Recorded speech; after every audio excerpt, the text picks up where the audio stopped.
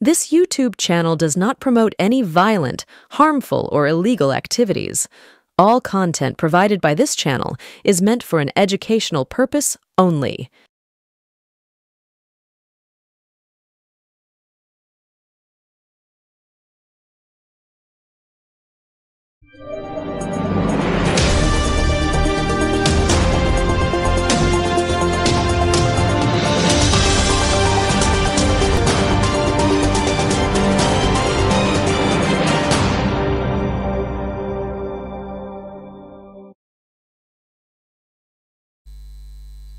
সুপ্রভাত, নমস্কার, আসসালামু আলাইকুম। আজ ডক্টরস ডে, কাজেই একেবারে গোড়াপত্তনে আমাদের টোটাল টিমের পক্ষ থেকে ডক্টর বিধানচন্দ্র রায়, আমাদের দ্বিতীয় মুখ্যমন্ত্রী এবং দুর্দান্ত নব্য বাংলাকে যিনি তৈরি করেছিলেন, তারপরে তো দীর্ঘদিন বাদে আবার সেই মমতা বন্দ্যোপাধ্যায়। তো এই প্রবাদ প্রতিম পুরুষ ডাক্তার বিধানচন্দ্র রায়, আমি ব্যক্তিগতভাবে মনে করি ডক্টর রায়ের থেকে, মানে বিধানবাবুর থেকে বড় ডাক্তার এই ভারতবর্ষে কেন এই পৃথিবীতে খুব কম এসছেন। এত ভালো ডাক্তার ছিলেন। এমআরসিপি, এফআরসিএস দুটোই বিলিতি ডিগ্রি, বড় বাড়ির ছেলে ছিলেন, স্বাধীনতা সংগ্রামে লড়াই করেছেন, জেল খেটেছেন ইত্যাদি তো বটেই। এবং বিধানবাবুর দু চারটি গল্প না বললে ছোট্ট ছোট্ট করে অপরাধ হয়। প্রথমটা একেবারেই কমিউনিস্টদের সম্বন্ধে কিছু না। আজকে আমাদের অনুষ্ঠানের নাম কমিউনিস্টরা মৃত। এটা প্রবীর বিশ্বাস মশাইয়ের ওই ছাল ছাড়িয়ে নামার দ্বিতীয় ভাগটি হিসেবে ধরতে পারেন। তৃতীয় ভাগটি অবশ্যই প্রবীর বাবু নিয়ে আসবেন, সেটি অবশ্যই সম্ভবত 3 তারিখ। আর পরশুদিন হয়তো বিজেপির নতুন প্রেসিডেন্ট যা ঠিক হবে বা না হবে সেটা প্রবীর বাবুর কাছে খবর আছে। আমি মুখ খুলতে নারাজ, আমি জানি কি বৃত্তান্ত, কারণ গতকাল আমার সঙ্গে দিলীপ ঘোষের দীর্ঘক্ষণ কথা হয়েছে। বলবো না কিছু, সেটা প্রবীর বাবুকে বলবো, আপনারা শুনে নেবেন। তারপর তিনি কি ছাল ছাড়াবেন সেটা তার ব্যাপার।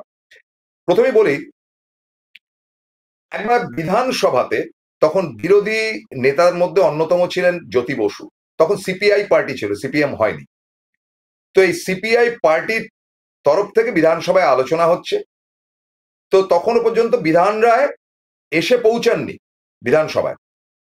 তার আসতে দেরি হলো, বেশ ঘন্টা দেড়েক দেরি হওয়ার পর জ্যোতিবাবু উঠে তাকে তুলোধনা করলেন এবং বললেন যে একজন রেসপন্সিবল চিফ মিনিস্টার, তিনি সময় মতো আসতে পারেন না বিধানসভায়, এবং তার কাছে কোনো দায়িত্ব জ্ঞানহীন তিনি মানুষ, এবং তার জন্য আজকে এই অবস্থা ইত্যাদি ইত্যাদি। মানে যা মনে এলো, যা মুখে এলো জ্যোতিবাবু বলে গেলেন। বিধান রায় তিনি বললেন যে আমার একটু দেরি হয়েছে, আমার একটা ক্রিটিক্যাল পেশেন্টকে দেখতে গিয়ে দেরি হলো। জ্যোতিবাবু তখনও তার সঙ্গীকে বলছেন এনার কাছে রাজ্য চালানো থেকে পেশেন্ট চালানো বেশি, কি জানি, প্রফেশনাল লোক তো। হ্যাঁ, বিধান রায় সেই আমলে 100 টাকা করে নিতেন কাউকে দেখতে গেলে, অবশ্যই বড় লোকের বাড়ির, গরিবের কাছ থেকে তিনি পয়সা নিতেন না। এবং তার ওই বউবাজারের বাড়িতে প্রত্যেকদিন সকালবেলা 2 ঘন্টা তিনি বিনা পয়সায় চিকিৎসা করতেন। তো যাই হোক, এবারে বিধানসভার সেদিনকার মানে অধিবেশন শেষ হবার পর বিধানরাও বেরিয়ে এসছেন, আর একদিক থেকে জ্যোতিবাবু বেরিয়ে গটগট করে যাচ্ছেন। তো পেছন থেকে বিধানবাবু ডাকলেন, ডক্টর রায় ডাকলেন, জ্যোতি শোনো। হ্যাঁ, কিছু বলছেন? হ্যাঁ শোনো, আমার আজকে দেরি হওয়ার কারণটা আমি বিধানসভায় বললাম না। তোমার বাবা নিশিকান্ত বাবু খুব অসুস্থ, তাকে দেখতেই গিয়েছিলাম। জ্যোতিবাবুর মুখটা শুকনো হয়ে গেল। কিন্তু একবারও জ্যোতিবাবু সেদিনকে ক্ষমা চাননি, কারণ ক্ষমা চাওয়ার ট্র্যাডিশনটা তাদের মধ্যে নেই। এইভাবে শুরু করছি যে কমিউনিস্ট পার্টির গোড়ার ইতিহাস। বিধান রায়ের গল্প তো শুনলেন, কারণ বিধান রায়ের এই গল্পের সঙ্গে আরেকটা ঘটনা না বললেই নয়। সেটা হচ্ছে যে সম্ভবত 1953-54 ওই টাইমে, মানে আমাদের তখন জন্ম হয়নি। তো তখন 1 পয়সা ট্রামের ভাড়া বেড়েছিল। বলা বাহুল্য যে তখন কিন্তু ট্রাম কোম্পানি পশ্চিমবঙ্গ সরকারের অধীনস্থ ছিল না, ব্রিটিশদের হাতে ছিল। অর্থাৎ ব্রিটিশরা চলে যাওয়ার পরও কিছু কিছু জায়গা তাদের হাতে ছিল, যেমন ক্যালকাটা ইলেকট্রিক সাপ্লাই তাদের হাতে ছিল, ক্যালকাটা ট্রাম কোম্পানি, মানে সব সি দিয়ে নাম, ক্যালকাটা দিয়ে নাম ছিল। তো ক্যালকাটা ট্রাম কোম্পানি ব্রিটিশদের হাতে ছিল। 1 পয়সা দাম বেড়েছিল বলে, ভাড়া বেড়েছিল বলে 12টি না 13টি ট্রাম পুড়িয়ে দিয়েছিল জ্যোতিবাবু, প্রমোদ দাশগুপ্তরা। বিধান রায় দুঃখ করে বলেছিলেন এরা আন্দোলন করছে, যখন ব্রিটিশরা লাথি মেরে ট্রেন থেকে বা ট্রাম থেকে, ফার্স্ট ক্লাস বগি থেকে সবাইকে নামিয়ে দিত বাঙালিদের বা কালো চামড়ার মানুষদের, তখন এদের প্রতিবাদ কোথায় ছিল? তখন তো একটা ট্রাম পোড়াতেও দেখিনি। এটাই হচ্ছে গিয়ে কিন্তু কমিউনিস্টদের চরিত্র। সেই চরিত্র আজকে তুলে নেওয়ার জন্য পার্ট টু পার্ট আপনাদেরকে বলবো। দেখুন, এটা যেমন বিজেপি তথা আরএসএস এর শতবর্ষ, তেমন আরেকটি রেজিমেন্টেড পার্টি অর্থাৎ কমিউনিস্ট পার্টির, কিন্তু তখন কমিউনিস্ট পার্টি হিসেবেই ধরতে হবে, তখন সিপিআই পার্টি ছিল, তাদেরও শতবর্ষ। আমি প্রথমেই বলবো যে আমি কিন্তু এখানে ঘৃণা পেশ করতে আসিনি, কারণ কমিউনিস্ট পার্টির জন্ম যখন কার্ল মার্কসের লেখার থেকে তৈরি হয়েছিল বা কার্ল মার্কসের প্রতিবাদ থেকে তৈরি হয়েছিল, সেটা ছিল একটা যুগ। সেই যুগের তার লেখনী, এবং তাকে জার্মানি থেকে বের করে দেওয়া হয়েছিল মার্কসকে, এবং মার্কসের সেই লেখা থেকে এই স্টালিনের ছবি যা দেখছেন বা লেনিনের ছবি যা দেখছেন, তারা আন্দোলনে নেমেছিলেন এবং রাশিয়ার মধ্যে একটা বিপ্লব এনেছিলেন। সেটা তো পরের কথা। আপনারা যদি বলেন যে কার্ল মার্কস বা মার্কসীয় তত্ত্ব কি আজকে চলে, আমি বলবো অ্যাবসলিউটলি না। কে কি মনে করলেন, আই ডোন্ট কেয়ার। কারণ রবীন্দ্রনাথ লিখেছিলেন, কৃষ্ণকলি আমি তারেই বলি, আর যা বলে বলুক গায়ের লোক, মেঘলা দিনে দেখেছিলেন মাঠে কালো মেয়ের কালো হরিণ চোখ। আজকের দিনে সেই বোলপুরে গেলে আপনি কিন্তু ওই কালো মেয়ের কালো হরিণ চোখ বা মেঘলা দিনে দেখেছিলেন মাঠে, মেঘলা দিনে মাঠে কোনো মহিলাকে তিনি দেখবেন না যার বেনি, মুক্ত বেনি তার পিঠের উপর যে ছিল সেটা দেখবেন না। তাই বলে কি রবীন্দ্রনাথকে উড়িয়ে দেবো? রবীন্দ্রনাথ কোনো একটা সময় বিপ্লবীদের বিরুদ্ধে লিখেছিলেন, তাকে উড়িয়ে দেবো? তা কার্ল মার্কসও যখন লিখেছিলেন, সে আমলে কার্ল মার্কস ফরাসি বিপ্লব দেখেছিলেন, তারপরে তিনি বিপ্লবী কথাবার্তা বলেছিলেন। সেটা কি আজকের এই 2025-এ চলে না বা কোনোদিনও চলেছে? চলেনি। তিনি বলেছেন সারা বিশ্বের অর্থনীতি যদি চাঙ্গা করতে হয়, তাহলে সারা পৃথিবীর অর্থাৎ আমেরিকা, রাশিয়া, ভারত, হ্যানারে ত্যানারে সব দেশের অর্থনীতি একটা জায়গায় জড়ো করতে হবে। তা হয় না। মার্কস লিখেছিলেন তার মনের মাধুরী মিশিয়ে। সেই অবাস্তবতাটা আজকের দিনে চলে না। তাই বলে কি আমি মার্কসকে উড়িয়ে দেবো, তার তত্ত্বকে উড়িয়ে দেবো? তিনি তো একটা লড়াই করার বা তার সে আমলে 1800 টাইমে সেই ব্যাপারটি, বা 1700-1800 ওই টাইমে তার মনে হয়েছিল বলে তিনি দাস ক্যাপিটাল লিখেছিলেন। তারপরে দিন গেছে, একেবারে 1900 প্রায় 10-12 বছরের মধ্যে রাশিয়ার রেভলিউশন হয়েছিল, এবং রাশিয়ার রেভলিউশনের কারণটা হচ্ছে যে রাশিয়া জারেদের রাজত্ব ছিল। জার মানে হচ্ছে রাজা। সেখানকার রাজা অসম্ভব টর্চার করত, যার জন্য শ্রম বিপ্লব ইত্যাদি ইত্যাদি হয়েছিল। রাশিয়াতে তো শীতের দেশ, সেখানে কৃষি বিপ্লবের প্রশ্নই নেই। শ্রমিকরা খেপে গিয়েছিল, কিন্তু শ্রমিকদের পাশে দাঁড়াবার কেউ ছিল না। তখন মেনশেভিক বলে একটি পার্টি ছিল, যেমন আমাদের দেশে কংগ্রেস বা বিজেপি। তারা তখন সম্মিলিত হয়ে জারের বিরুদ্ধে লড়াই করে জারকে পদচ্যুত করেন। মেনশেভিক পার্টি ক্ষমতায় আসে with the help of Bolshevik party. Bolshevik হচ্ছে গিয়ে রাশিয়ার কমিউনিস্ট পার্টি। এবং একটা সময় লেনিন দেখলো যে এই মৌকা, যাদেরকে সিঁড়ি দিয়ে বা সিঁড়ি বানিয়ে রাশিয়ান কমিউনিস্ট পার্টি বা বলশেভিক পার্টি উঠে এসেছিল, তাদেরকেই মেরে ধরে হাওয়া করে দিয়ে তারা ক্ষমতায় আসেন এবং দলের সেক্রেটারি, জেনারেল সেক্রেটারি হন ভ্লাদিমির ইলিচ লেনিন। লেনিন মানুষটি খারাপ ছিল, কিন্তু তাকে 12টা বাজিয়েছিলেন যিনি, বা কমিউনিস্ট পার্টির ধ্বংসটা ওই 100 বছর আগে থেকেই শুরু হয়ে গেছিল, যখন স্টালিন ক্ষমতায় আসার একটা মুহূর্ত আসলো। স্টালিনের মতন স্বৈরাচারী ফ্যাসিস্ট, কমিউনিস্ট পার্টির ফ্যাসিজম স্রষ্টা হচ্ছে কি স্টালিন। সেই স্টালিন একেবারেই দলের সমস্ত রাশটা ধীরে ধীরে হাতে নিলেন, এবং লেনিন স্টালিন স্ট্রাগল করেছেন, ঠিকই আন্দোলন করেছেন, বন্দুক হাতে বিপ্লব করেছেন তারা।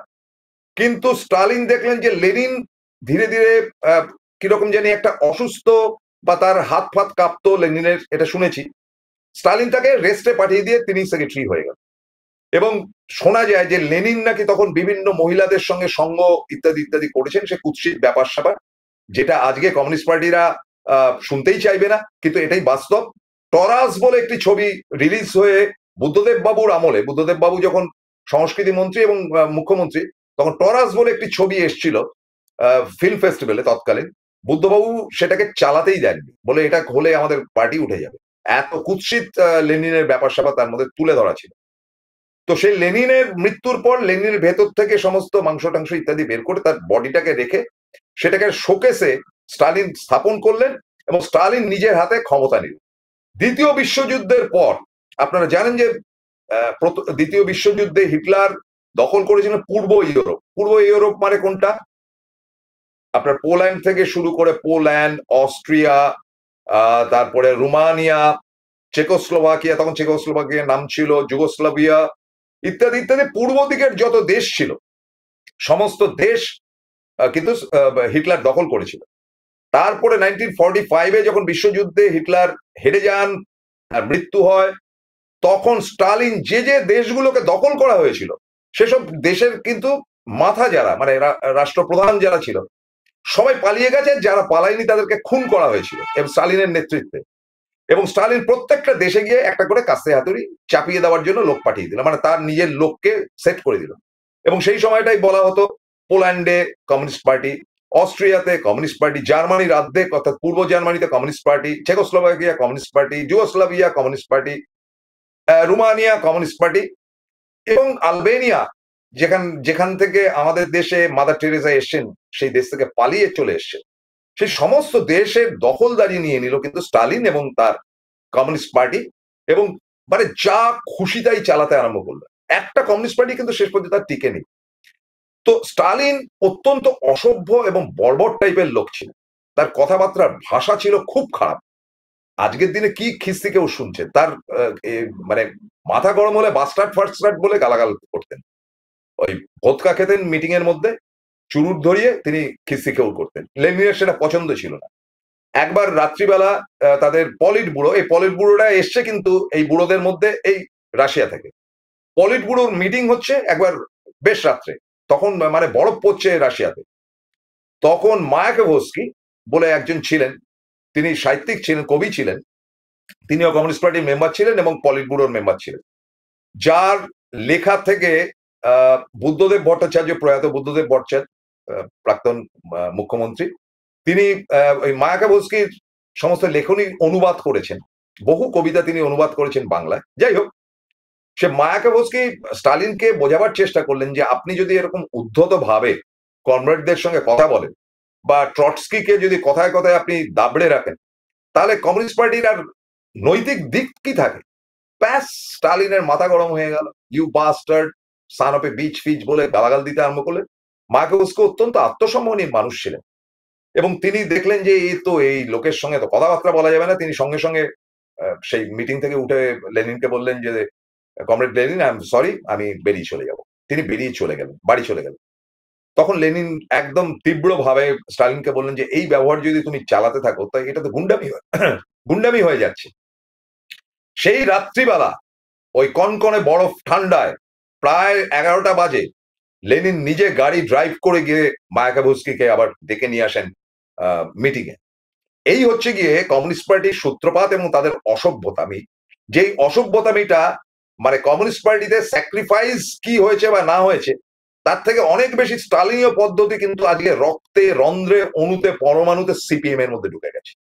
আপনাদের বলি, স্টালিন পন্থী কিন্তু সিপিএম।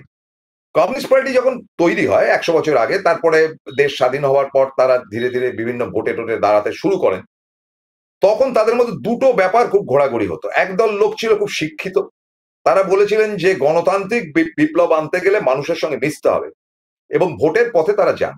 তারা সিপিআই পার্টি, যেমন সোমনাথ লাহিড়ী ছিলেন, ভূপেশ গুপ্ত ছিলেন, ইন্দ্রজিৎ গুপ্ত, প্রয়াত বিখ্যাত সমস্ত মানুষ, তারপরে প্রফেসর মুখার্জি ছিলেন, হীরেন্দ্রনাথ মুখার্জি, হীরেন মুখার্জি যার নাম ছিল, অধ্যাপক।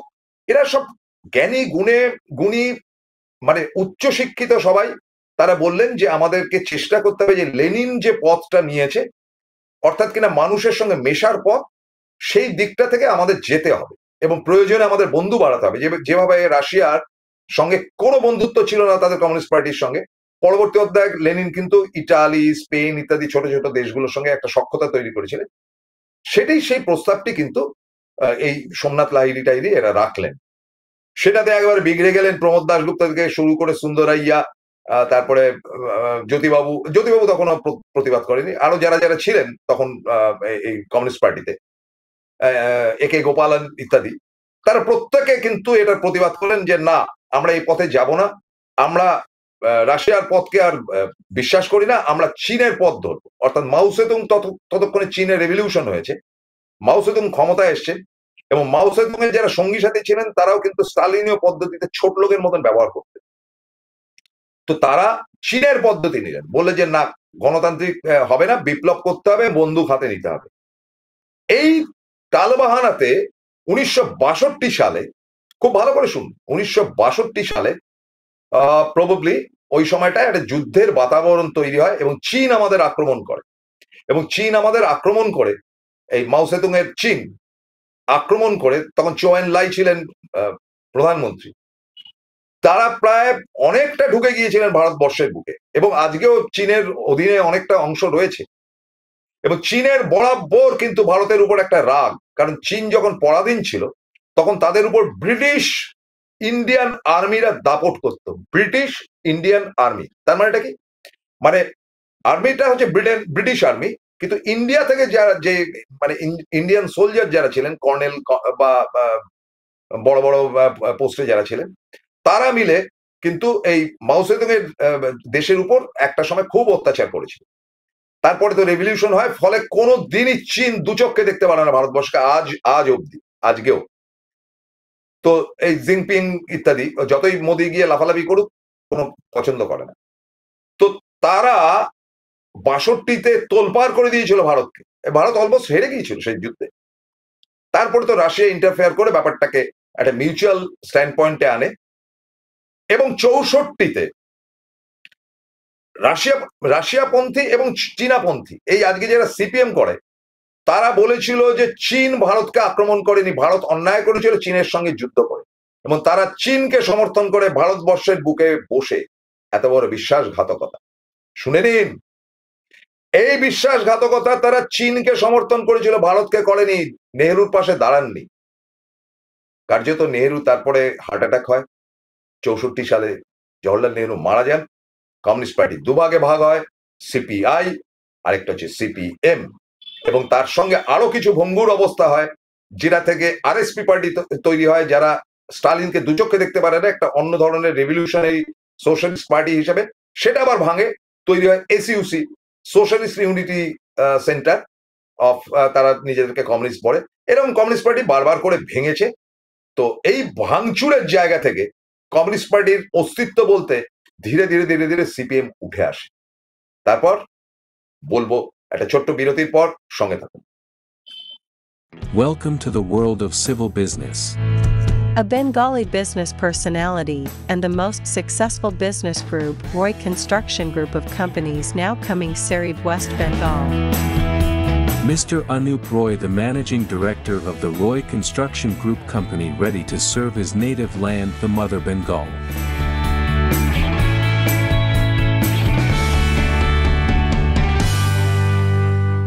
Found Kolkata's first ever sweet shop serving so unique items like Dab Malai Curry, Motichur Truffle, Gajor Borfi, Dab Kalakand, and I had to try them. শুধু তাই নয়, শক্তিগড়ের ল্যাংচা, বর্ধমানের সীতাভোগ, মালদার পোস্তকদম, বহরমপুরের ছানা বড়া, এগুলো সবকিছু খেতে হলে আর এত দূরে যেতে হবে না। সুন্দরিনী ন্যাচারালসে পেয়ে যাবে পশ্চিমবঙ্গের বিখ্যাত 10টা জেলার মিষ্টি all under the same roof. এদের বেস্ট সেলার্স কচি ডাবের শাঁস দিয়ে বানানো ডাব মালাইকারি আর কলা পাতায় মোড়া গুড়ের সন্দেশ পাতুরি আর মাস্ট ট্রাই।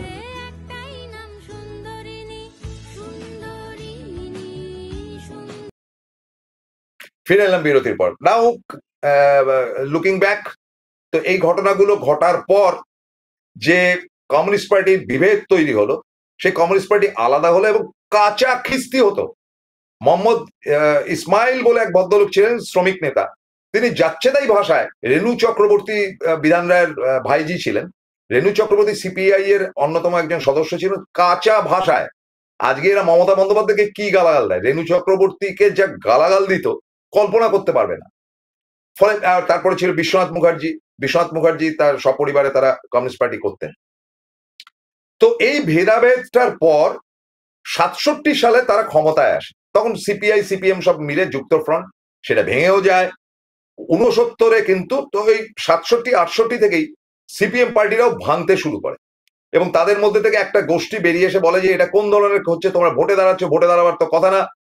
এই ভেঙে আসা দলটি কিন্তু নকশাল, যেটা নকশাল বাড়ি আমাদের শিলিগুড়ির পাশে, নকশাল বাড়ি থেকে চারু মজুমদারের নেতৃত্বে, চারু মজুমদার, কানু সান্যাল, মহাদেব মুখার্জি, জঙ্গল সাঁওতাল, তারপরে আপনার এখানে কাকা অসীম চ্যাটার্জি ইত্যাদি ইত্যাদি, তখন মানে তারা পাগলের মতন হয়ে গেলেন। তারাও কিন্তু একেবারে অ্যাবসলিউটলি স্টালিন পন্থী, এবং স্টালিনকে তারা পছন্দ করতেন। ফটস্কিকে যে মেরে ফেলে দিয়েছিল তারা সেটা পাত্তা দেননি, বলে স্টালিন ঠিক পথ, সেটা হচ্ছে নকশালদের প্রথম কথা। দ্বিতীয়, তাদের আদর্শ ছিল মাও সেতুং। তারা বলেছিলেন চীনের চেয়ারম্যান আমাদের চেয়ারম্যান, বুঝুন বুঝুন কারবার। তো এই কাণ্ড কারখানা করে শত শত তরুণ যুবক তাদের জীবন নষ্ট করেছে, কত শত যে মারা গেছে পুলিশের গুলিতে কল্পনা করতে পারবেন না। এই ছিল কমিউনিস্ট পার্টির ইতিহাস। তারপরে তো তারা 77-এ ক্ষমতায় এলেন। ক্ষমতায় আসার পর তারপরে জনতা পার্টির সঙ্গে হাত মিলিয়ে তারা ক্ষমতায় আসার পর 1980-তে ফের জনতা পার্টি হেরে গেল, ইন্দিরা ক্ষমতায় এলেন।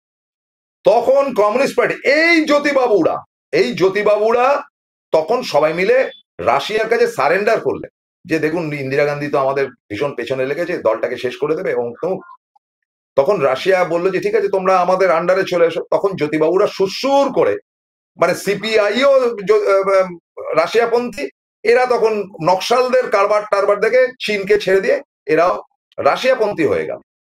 এবং ইন্দিরা গান্ধীর কাছে রাশিয়া থেকে ফোন আসলো, ব্রেজনেভ ইত্যাদি থেকে, যে সিপিএম ভুল বুঝতে পেরেছে, ওদেরকে বেশি ডিস্টার্ব করো না। এইটা হলো কি কংগ্রেসের পক্ষে কেলো আর কি। তার আগে ইন্দিরা গান্ধী সিধা করে দিয়েছিল, এবং তারপরে তারা পরমানন্দে 34 বছর শাসন করবে। আমি বলছি না যে স্যাক্রিফাইসের থেকে কমিউনিস্ট পার্টি তৈরি হয়েছে। প্রমোদ দাশগুপ্ত জীবনে কোনোদিন 10টা টাকা কারোর কাছ থেকে ধার নেননি। আজকের বিমান বোস কোনোদিন 5টা পয়সা এদিক থেকে ওদিক করেননি, এত অনেস্ট। বুদ্ধদেব ভট্টাচার্য আদন্ত অনেস্ট পার্টি। সোমনাথ চট্টোপাধ্যায়, যিনি অনেক পরে কমিউনিস্ট পার্টিতে ঢুকেছিলেন, তার বাবা হিন্দুত্ব পার্টির অন্যতম একজন নেতা ছিলেন। তো এদের স্যাক্রিফাইস ছিল, আর সিপিআই এর তো ছিলই। কিন্তু এরপরে ক্ষমতায় মিড পয়েন্টে আপনারা শুনবেন 1990, তার আগে তো বানতলা ফানতলা হয়ে গেছে, মমতার মাথা ডান্ডা দিয়ে ফাটানো হয়ে গেছে, বা তার আগে পরে ওই টাইমটাতে মানে তারা কোনোভাবে বিরোধী বলে কিছু রাখবে না। আজকে তো তারা বলে মমতা এই করেছে আর সেই করেছে। ফলে তারা কংগ্রেস পার্টিটাকে দুভাগে ভেঙে দিল জ্যোতিবাবুরা। এবং এই খেলাতে জ্যোতিবাবু যেমন খেলেছেন সুন্দরভাবে, তেমন বুদ্ধদেব ভট্টাচার্যকে ফিট করা হয়েছিল সোমেন মিত্রকে ম্যানেজ করার জন্য। এরকম এক একজনকে এক একটা দায়িত্ব দেওয়া হয়েছিল। এবং এই সোমেন মিত্র টিত্ররা এদের একটা গোষ্ঠী, যাদেরকে তরমুজ বলা হতো, তারা সিপিএম এর কাছে মাথা নত করলো। সিপিএম কিন্তু খুব আদর্শ জায়গা থেকে মানে চমৎকারিত্ব দেখিয়েছিলেন। তারা বলেছিলেন যে কয়েকজনকে জেতাতে হবে। সোমেন মিত্রের এগেনস্টে সিপিআই পার্টি দাঁড় করাতে, চিরকাল সোমেন মিত্র শিয়ালদা থেকে জিতে এসছেন। সেরকম মানে যারা যারা তাদের ইয়েস ম্যান ছিলেন কংগ্রেসের, মমতাকে খতম করতে হবে, প্রিয় রঞ্জনকে দাঁড় করানো। আলটিমেটলি মমতা হয়ে গেল তাদের টার্গেট। 1990-তে কলকাতা পুরসভার নির্বাচনে অবধারিত হার ছিল সিপিএম এর।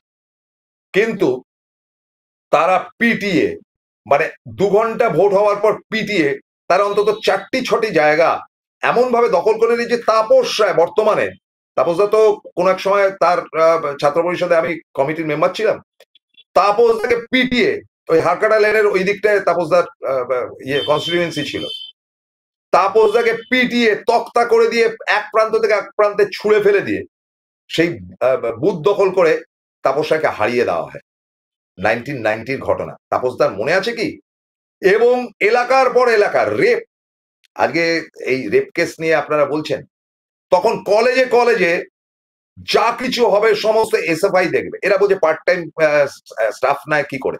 আপনাদেরকে বলি, দিনের পর দিন পার্ট টাইম স্টাফ নেওয়া হয়েছে। এরা বলছে যে বিভিন্ন তৃণমূলের নেতা মন্ত্রীরা কি করে কলেজ কমিটির মাথায় থাকে। আপনাদেরকে বলছি যে সিপিএম এর নেতা মন্ত্রীরা সমস্ত কমিটির মাথায় থাকে, এমনকি পাড়ার লাইব্রেরির পর্যন্ত ক্ষমতা তারা ছাড়েনি, শনি পুজোর কমিটি বাদ দিয়ে। দুর্গা পুজোতেও তাদের লোক ঢুকিয়ে দেওয়া হতো। কোনো এক সময় সুজিত বোসের পুজোটা তো হাত থেকে কেড়ে নিয়ে গিয়ে সুভাষ দা তার নিজের লোকজনকে সেখানে ঢুকিয়েছে, অথচ তারা পুজো মানে না। এইসব ঢপের কীর্তন তো প্রচুর রয়েছে। এবং যখন অনিল বিশ্বাস মোটামুটি ক্ষমতায় এলেন, অনিল বিশ্বাস দেখলেন যে আমাদের মোটামুটি সিপিএম এর অবস্থা খুব খারাপ হচ্ছে, এবং ধীরে ধীরে মানুষের মধ্যে থেকে, এটা কিন্তু 91-92-তেই শুরু হয়ে গেছে। এবং যখন শুরু হলো তখন 91-এ অ্যাকচুয়ালি বিধানসভার নির্বাচনটা হওয়ার কথা ছিল 92-তে, তারা 1 বছর এগিয়ে দিল, 91-এ তারা ইলেকশন করলো এবং ইলেকশনে তাণ্ডব হলো, তাণ্ডব। এবং সেই তাণ্ডবে তারা কোন ক্রমে ফিরে এলেন। সেবার কিন্তু বিজেপি 11% ভোট পেয়েছিল, বিজেপির 5% ভোট ছিল পশ্চিমবঙ্গে। এই 11% ভোটের জায়গায় তারা যদি 5% ভোটটাই ধরে রাখতো এবং 6% ভোট যদি কংগ্রেস পেত, তাহলে সিপিএম কিন্তু 1991-এই আউট হয়ে যায়, মানে বামফ্রন্টরা। যারা দেখছেন, যারা কমিউনিস্ট পার্টি করেন, আমি যদি ত্রুটি কিছু বলে থাকি এতক্ষণ ধরে এতগুলো কথায়, কাল থেকে আপনাদের সামনে এই ভিডিও করতে আসবো না, গ্যারান্টি দিচ্ছি। চ্যালেঞ্জ, আপনারা দরকার হলে ইউটিউব ডাউন করে দেখুন। রেপ কাকে বলে দেখিয়ে দিয়েছিল সিপিএম। একেবারে সেই বানতলার কতগুলো বয়স্ক মহিলা, সেখানে একটা স্বাস্থ্যের চিটিংবাজি হচ্ছিল, বিরাট টাকার ডিল হচ্ছিল এবং তার মধ্যে অনেক বড় বড় সিপিএম এর নেতারা যুক্ত ছিল।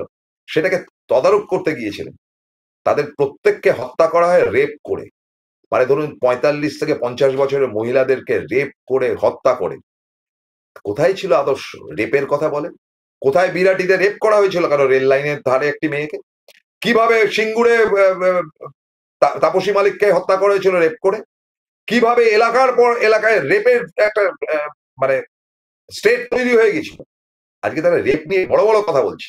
এবং আমি তো বললাম যে সিপিএম নষ্ট হচ্ছিলই, কারণ 1984-এর পর থেকে যারা সিপিএম এ এসছে সব মানে অপগণ্ড, অখাদ্য, রাবিশ কতগুলো, মানে আরো খারাপ কথা বলতে ইচ্ছা করছে কিন্তু আর নেই। এবং চিরকাল ক্ষমতা দখল করে রেখেছে পলিট ব্যুরোর ওই বুড়োগুলো। মানে সীতারাম ইয়েচুরি কোন রকমে কিভাবে জানি সেক্রেটারি হয়েছিলেন, আদারওয়াইজ বরাবরই কিন্তু টোটাল সিপিএম পার্টিরা কন্ট্রোল করেছে কিন্তু আদার্স, মানে কেরাল ইউনিট এবং কেরাল প্রকাশ কারাক, বৃন্দা কারাক এবং তাদের আমচা চামচার। এখনো তো কি ববি বলে যে রয়েছে, সে প্রকাশ কারাকের লোক। তো মোটামুটি 2000-এর গোড়া থেকে কিন্তু সিপিএম পার্টির বিরুদ্ধে মানুষ যেতে আরম্ভ করলো। খুন হলো অজস্র, অসংখ্য। এবং খুন হলো মানে তখন কাউন্সিলর আমাদের এখানেই কচু মুখার্জিকে মার্ডার করা হয় কোন একটা সরস্বতী পুজোর পরের দিন। বিশ্বনাথ সিং বলে একজন ছিল মধ্য দমদমে, তাকে ব্রিজের উপর, শিয়ালদা ব্রিজের উপর না কোথায় ব্রিজের উপর তাকে হত্যা করা হয়। এরকম অসংখ্য নেতাদেরকে হত্যা করা হয়েছে। এবং তখন আপনি স্কুলে চাকরি করুন, কলেজে চাকরি করুন, সরকারি চাকরি করুন, সিপিএম এর মোহর না থাকলে আপনি চাকরি পাবেন না। তাহলে কি কংগ্রেসীরা চাকরি পাননি? আলবাত পেয়েছেন। টোটাল যদি 100টা সিট থাকে, 15টা সিট সোমেন মিত্রদেরকে ছেড়ে দিত জ্যোতিবাবুরা, যে তোমরা 15 জনকে তোমাদের মতন রিক্রুট করে ফেলো, 85 জন আমার যাবে। এরা খুশি। দিলবার এখন কি ডিল হতো ভগবান জানে। এবং তার সঙ্গে যারা চাকরি পেত তারা সব পার্টির লোক। এই সব আজকের দিনে যারা এখনো সাদা চুল ঘুরে বেড়াচ্ছে, তাদের বউটৌটা ফুল ফ্যামিলি চাকরি পেত। কিন্তু কন্ডিশন হচ্ছে যে মাসও ভাড়া দিতে হবে। মানে তুমি যদি 10,000 টাকা মায়না পাও, 2,000 টাকা পার্টি ফান্ডে প্রত্যেকদিন, কারণ তুমি তো চাকরি পাওয়ার উপযুক্ত না, তুমি তো ফালতু লোক, 2,000 টাকা দিতে হবে। অর্থাৎ তোলাবাজির যে কথাটা বলা হয়েছে চাকরি বিক্রি, এই শান্তির ছেলেরা বলে বেড়াচ্ছে শান্তির বাণী নিয়ে। এই শান্তির ছেলেরা প্রত্যেকে কিন্তু 2,000 টাকা করে ঢোকাতো পার্টিতে। অর্থাৎ 25 বছর চাকরি করলে 12 মাসে 24,000 ইন্টু 25 করুন, দেখবেন যে কয়েক লক্ষ টাকা পার্টিকে দিতে হতো চাকরির পরিবর্তে। অর্থাৎ চাকরি বিক্রিটা পার্টলি হতো, ইনস্টলমেন্টের চাকরি বিক্রি সিপিএম করেছে। তারপরে তো মমতাকে ধরে পেটানো, তার দলকে মারধর করা ইত্যাদি ইত্যাদি। আপনারা জানেন যে 21শে জুলাই 1993-এ যেভাবে খুন করা হলো এবং পুলিশের অর্ডারে, এগুলো কি মানুষ ভুলে গেছে? মানুষের ক্রোধ, ক্ষোভ, সবশেষে গিয়ে তারা কোপ দিল মুসলিম সমাজের উপর। তাদের একটি বিলের উপর তারা বিতর্কিত মন্তব্য করলো, মুসলিম সমাজ তাদের পাশ থেকে সরে গেল। আপনাদেরকে বলি যে এই মুসলিম সোসাইটি 2006 অব্দি ব্লাইন্ডের মতন সিপিএম কে ভোট দিত। আজ মুসলিম সমাজ আছে, কিছু তো ডেফিনেটলি তৃণমূলকেও দিয়েছে, কংগ্রেসকেও দিয়েছে, কিন্তু মরাললেস মেজর ভোটটা কিন্তু সিপিএম পেত। এই মুসলিম সমাজ বেরিয়ে গেল। কৃষি সমাজ, যারা সিঙ্গুর আন্দোলন, নন্দীগ্রামের হত্যা, নেতাই ইত্যাদি দেখেছিল, তারা ধীরে ধীরে সরতে আরম্ভ করলো, সিপিএম পড়তে আরম্ভ করলো। এরা সরতে আরম্ভ করলো, সিপিএম পড়তে আরম্ভ করলো।